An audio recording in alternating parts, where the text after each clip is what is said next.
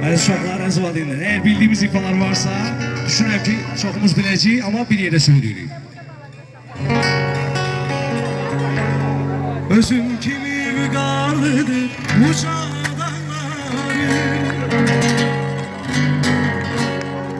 üstüne bir yaraşıdır yaşımanları.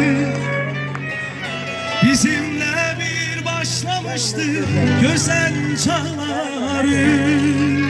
Bir yerde yurdum yuvam meskenim sen Azerbaycanım, anam doğma vatanım sen Azerbaycanım.